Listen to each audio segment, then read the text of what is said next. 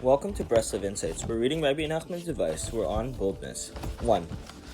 One kind of boldness is thoroughly evil. This is the unblemished, unashamed self-assertiveness of arrogant people.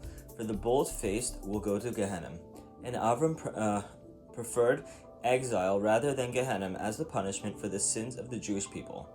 All other sins are punished with exile, but the penalty for this kind of brazen arrogance is still Gehenna.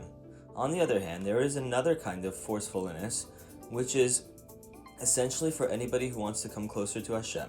It is impossible to draw closer to the tzaddikim and sanctify oneself without it.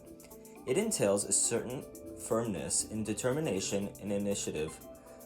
And this is the quality the sages referred to as be bold as a leopard.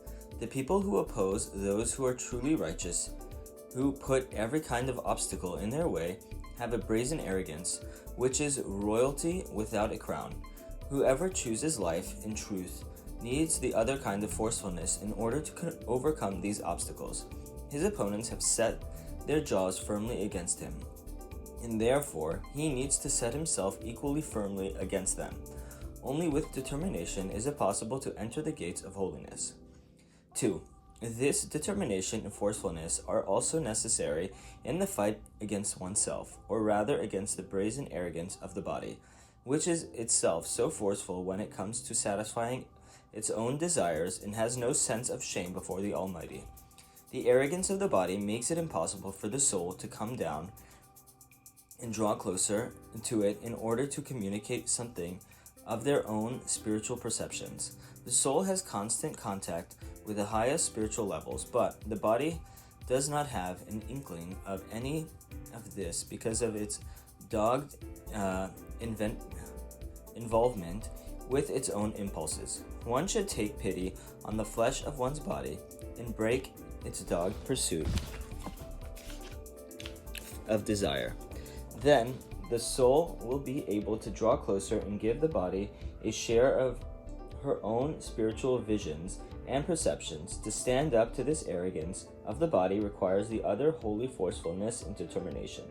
The way to assert the spiritual power of the soul is with the holy sounds, the sounds of prayer and song, the sound of crying and sighing before Hashem, the sound of the shofar, or the sound of the voice of true tzaddik.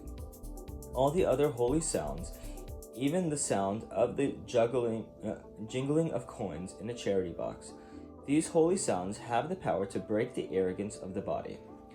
3.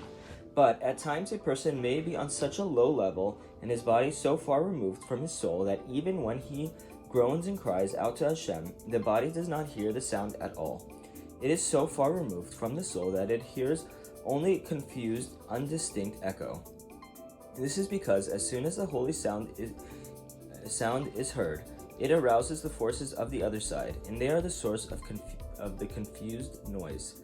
Such a person may even hear the voice of the tzaddik himself, but does not hear the essence of his voice, only an indistinct noise. The arrogance of the body remains unbroken.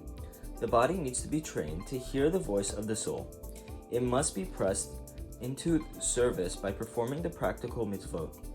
And to hear the voice of the tzaddik, the body must be made to participate in practical activities on his behalf.